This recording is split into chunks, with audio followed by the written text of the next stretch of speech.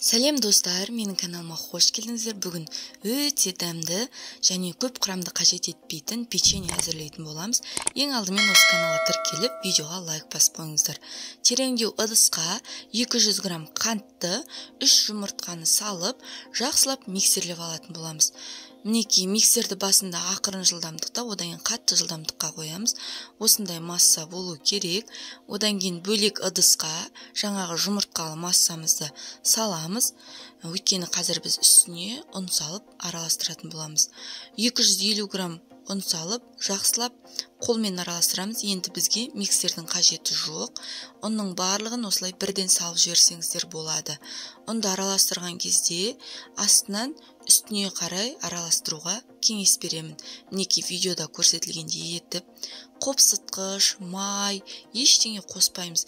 Тек қана осы 3 құрамнан жұмыртқа, қант, ұн өте дәмді болады.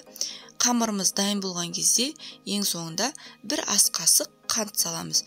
Өйткені песочный болуға көмектеседі. Мінекей біздің массамыз дайын. Енді кондитерский мешок болса, кондитерский мешокқа, болмаса қасықпен ақ сала беруге болады. Противинді алып, бетіне пергамент немесе май жағып, осылай видеода көрсетілгендей етіп, печеньенің пішінін жасап, салып шығатын боламыз. Достар, міндетті түрде жасап көріңіздер, өте дәмді болады, байқап тұрғандарыңыздай және өте жылдам жасалады. Міндетті түрде жасап көріңіздер, өте дәмді.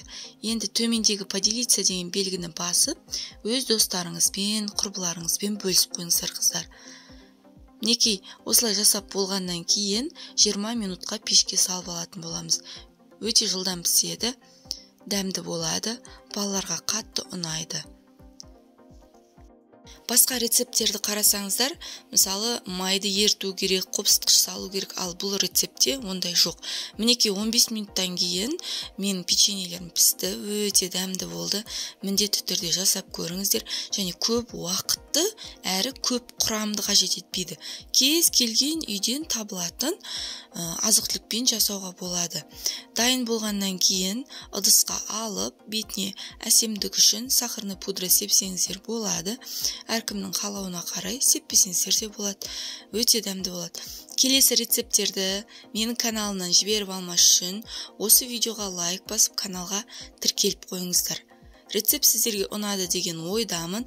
Басқа қандай рецепттерді күтесіздер, менің осы видеомның астына комментарий қылып жазуларыңызды сұраймын. Достар, осы видеоға лайк басып, каналға тіркелуді ұмытпаймыз.